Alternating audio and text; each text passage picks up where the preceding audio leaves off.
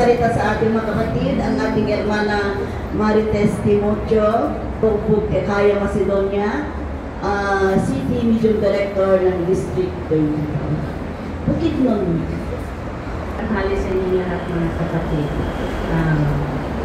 Nagaganap po ako kasi sa Facebook ko lang nakikita. Kasi yung pinsan ko, nagsisekretary siya doon sa church na pinuntahan niyo noon. Kaya lang, dahil sa schedule niya, hindi na siya nagpa-member.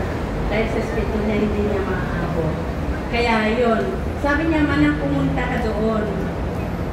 Alam niyo, sa totoo lang, before ako pumunta dito, November, nagkita kami ni Kuya. Sabi niya, Hermana, pumunta tayo ng Hong Kong. Bibili dapat ako ng cellphone ko kasi yung cellphone ko sira na.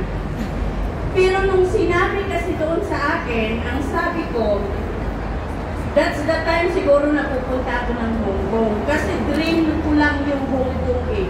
Paano magsentro sa tulay. Ang daming blessings niyo. Alam niyo yung hiyas, kasi ako bigente ako eh. Nag-aalaga ako ng mga medium. Lalo na yung mga kabataan namin. May medium akong 8 years old, 10 years old. 1 week yan hindi kumakain. Inom lang ng tubig.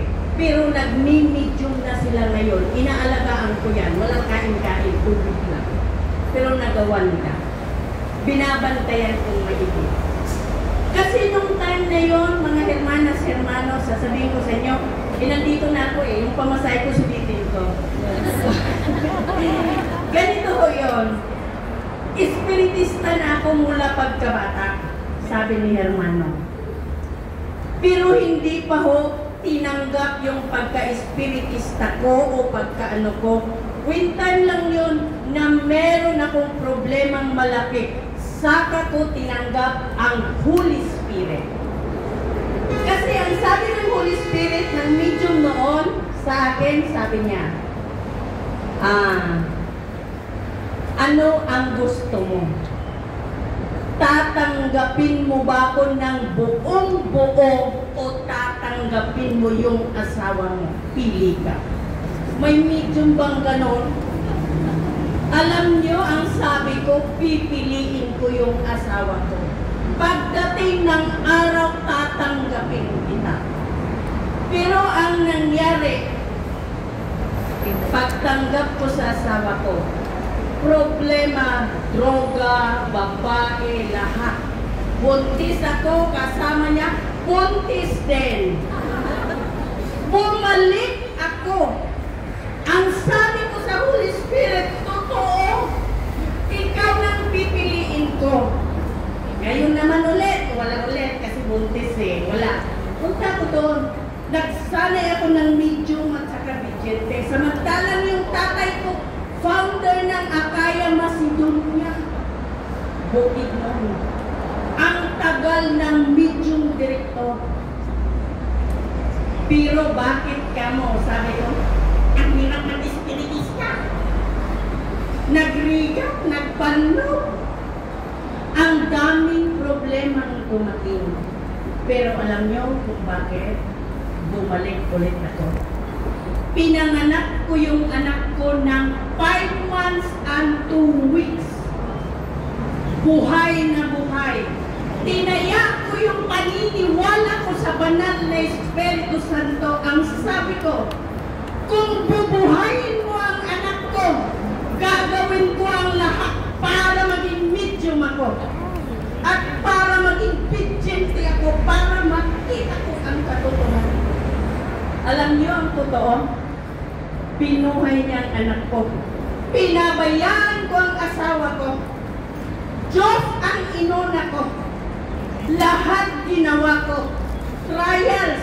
Naging OFW din ako. Pinainan ako ng pera ng amo ko para hindi ako matuwi. But I believe and trust God above all. Ginawa ko ang lahat. You know what? Pinauwi niya ako. Ang sabi niya, mag-start ka na. Sabi ko, anong gagawin ko? Agagas ka? Wala naman ako alam doon. Wala akong alam doon. Lahat ang Espiritu Santo ng katotohanan ang siyang nagturo sa akin. Hindi tao.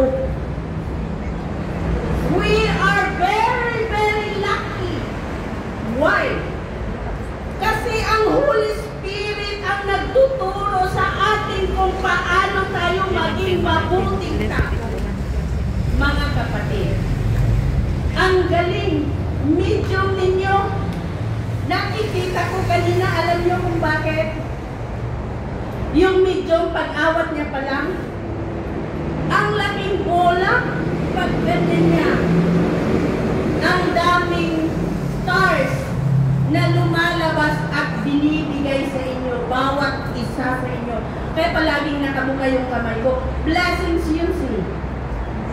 At yung pangalawa, na medium ninyo, tatayo sana ako, titingnan ko kasi nakita ko yung angel. Pero matatakot kayo. Kasi yung angel kasi, maraming mata. I-specify ko sana isa-isa. Kaya lang, mahirap kasi yung iba minsan matatakot na. Kasi ganun yung totoo eh. Nakikita natin doon sa mga pahayag. Yung totoo. Nakikita natin yun. Ang pangatlo, yung bunganga niya, lumalabas yung mga stars o silver dust na lumalabas. Tapos, pumupunta sa inyo ganyan isa-isa. Yung nakikinig, pumupunta sa puso. Yung hindi nakikinig, aglablabas lang, nawawala. Kaya every time na nandito po tayo, mga hermanas, hermanos, listen sa binigay ng Holy Spirit sa atin. Kasi yun ang patunay at patotoo ng katotohanan na tayo ay kukuha ng mga butil na nandyan sa atin na pwede natin hasain, gawing karunungan. Alam niyo nun, hindi ako naniniwala kasi marunong ako. Siyempre, nakatapos ako. Ganun yung isip ko nun eh. Marami akong experience, marami akong ganyan. Pero alam niyo, hindi pwedeng ganun lang.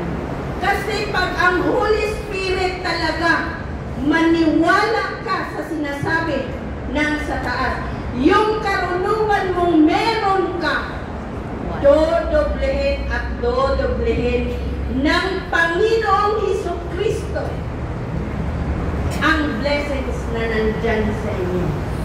Madaydayaw iti Diyos na imbag na aldaw kayo. Amen.